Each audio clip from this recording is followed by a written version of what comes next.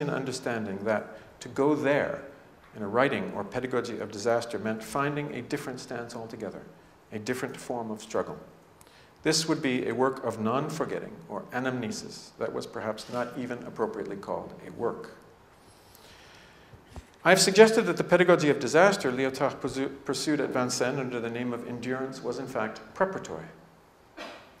His aesthetic analysis of rhetorical forms was the first step in an accelerating flight from his mind's habits and defenses that took him to a quite radical form of disappropriation that he identified as the infancy of the mind.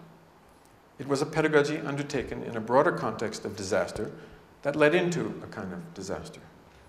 It was a process, as I have suggested, that was not dissimilar to one he ascribed to artists, but also to the patient in psychoanalysis. A work, he says, that involves, I quote, leaving open the path by which there can arrive what has not yet arrived, end quote. The path by which, then, there may return an opening to what comes. As he says of Picasso in the same essay from which I have just quoted, he has to let himself come to the very threshold of what exceeds him. Of course, a great deal of Lyotard's late writing involves following this work in others. But this work was not simply one of commentary. It proceeded from his own exposure to those forms of exposure he followed in music, painting, or literature. His own opening to the infancy of the mind that he sought in art.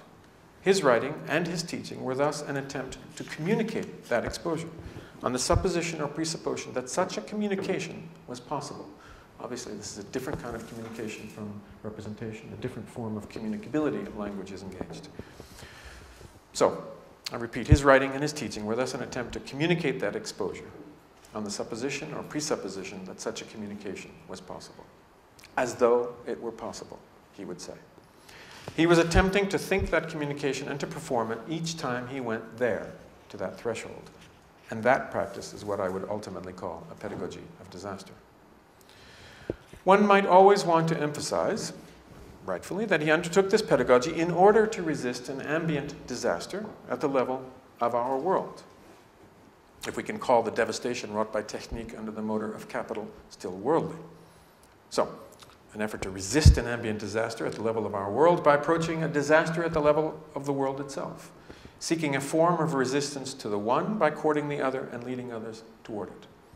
And one might say that to the extent he sought to practice or teach the one, the disaster in the sense of opening to the infancy of the mind, to the extent that he sought to practice or teach the one in order to resist the other, his practice, the pedagogy of disaster, had then a political orientation.